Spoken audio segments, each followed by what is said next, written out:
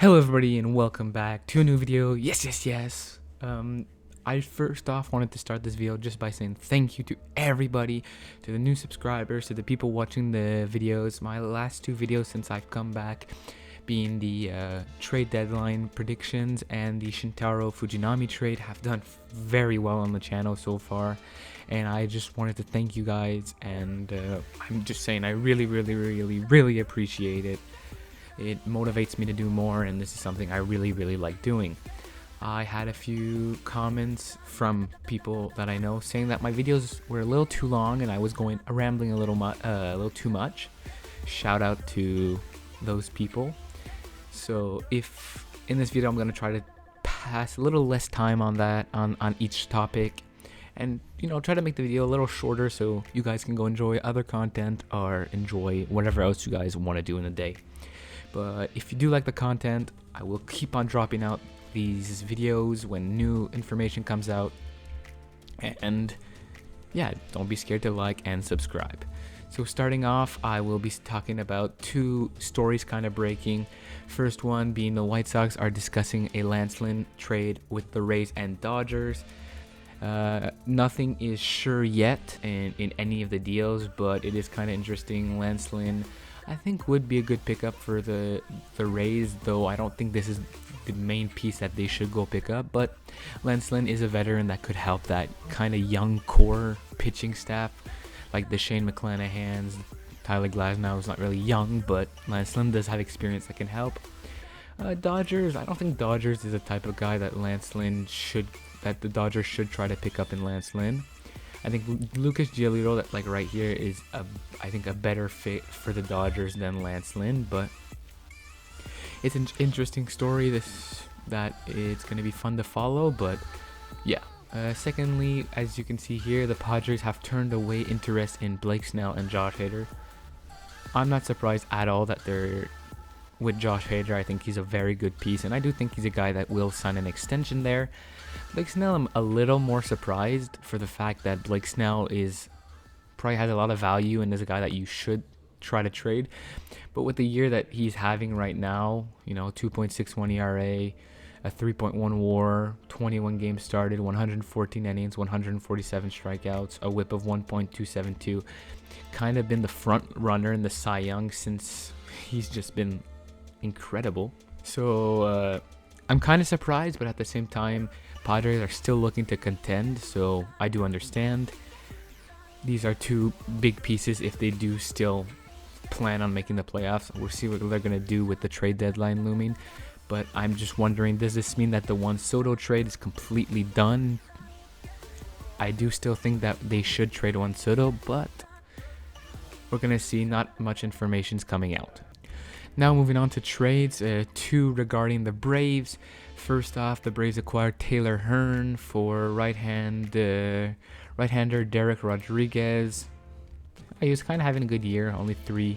But this is a guy that does have a high ceiling, but has never really proved himself in the major leagues so far. But maybe he's something that the Rangers can work with. Taylor Hearn, don't really know the years he's having so far. He's not having a good year. Kind of, I think, more of a depth piece for the Braves. I don't expect him really to be in the major leagues this year, but I don't know. So it's kind of gonna quickly pass through him because I don't really know what this move is. But the second move that the Braves did is acquiring Pierce Johnson for pitching prospect Victor Vodnik and Tanner Gordon. This is an interesting move. I think that Pierce Johnson is actually a pretty good pickup. I don't know anything about these two prospects, so I can't really give you guys too much information on both these guys.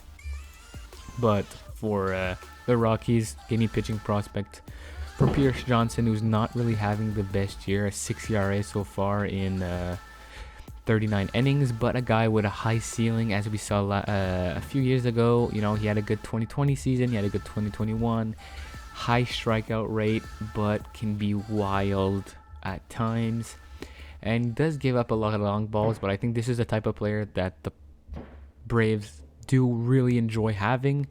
a guy with a lot of strikeouts, some nasty stuff. So I think this is a great pickup for the Braves. A guy that probably in like a year or two is going to become a very, very, very good pitcher for this team. Now moving on to the biggest trade that's happened so far. Enrique Hernandez, or Kiki Hernandez, going back to the Dodgers, joining his former club. From the and the Red Sox received Nick Robertson and Justin Hagman. Also, the Red Sox are paying 2.5 of the contract. I don't know these guys. Nick Robertson's a pitcher. You know, he pitched for LA this year, didn't do much, so don't know too much what to say about that. And Justin Hagman, I'm sorry if I butchered that name. Hagman, I'm so sorry. Another guy, 2.78 ERA in the minors. Probably gonna make his debut this year. Hey, probably good bullpen pieces for the Red Sox, but Kike Hernandez is the main subject.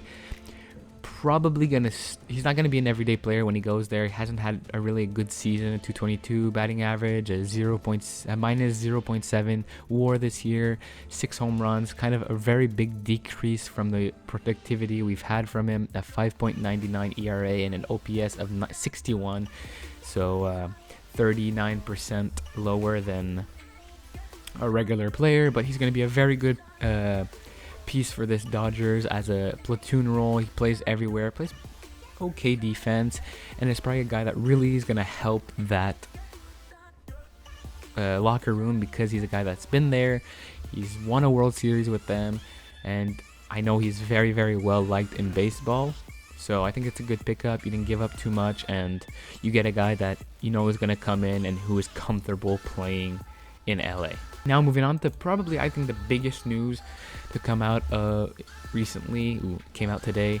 The Giants are planning to promote top infield prospect Marco Luciano prior to tonight's game against the A's.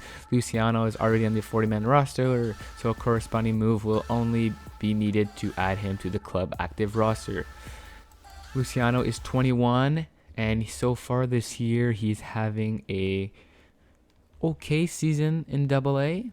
You know, he was kind of struggling in Double-A, or he was 789 OPS. That's pretty good. But then got the call in Triple-A, and 995 OPS, absolutely destroyed it. So I think they felt ready. This guy is a shortstop. I do plan him to play a shortstop with Brandon Crawford injured, but you can always move him to third or second depending. He is ranked as San Francisco's number 2 prospect, and with this move, 2 of the top 3 prospects for San Francisco, and Marco Luciano and Luis Matos, are both in the major leagues. This is 100% meaning that San Francisco are ready to push for a playoff. I wouldn't be surprised if Kyle Harrison also gets called up, probably in September. Kyle Harrison is their number 1 prospect, and probably, I think he is the number 1 left-hand pitcher in baseball, if I'm not mistaken. I don't know where Marco Gonzalez falls in the top 100. I will look this up real quick. Marco Gonzalez is the 15th prospect in all of baseball. I'm really excited for this move because he's a guy with plus tools. Like, if we look at his scouting grades, he has a 55 hitting, power at 65, run at 45, an arm of 60, fielding at 45. So his fielding's kind of average. So this is why I do think this guy's probably going to end up at second or third, because he does have a good arm, so you can easily move him to third. But it's really his hitting that is really, really good. 6'1" guy, 178 weight, 2001 kid, 21 years old, hits righty. This is an absolutely great pickup. He's actually one of my favorite prospects in all of baseball, and it's been a few years I've been excited to see him come to major leagues. I think this is a great move for the Red Sox. I think this is something that could add a lot of energy, and you know, I think the one thing that the Red Sox are missing, the Giants are missing, is a very good bat. Not saying he's going to be this year, but with the next few years, I think he could really become that, and we'll see. That's all we have for today's video. I hope you guys enjoyed. As I said, a little shorter, try to make it quicker, just give you the information so then you can move on. If any other news comes out, I will keep you guys all in the loop. Just wanted to say thank you once again, and I hope you all have a great day.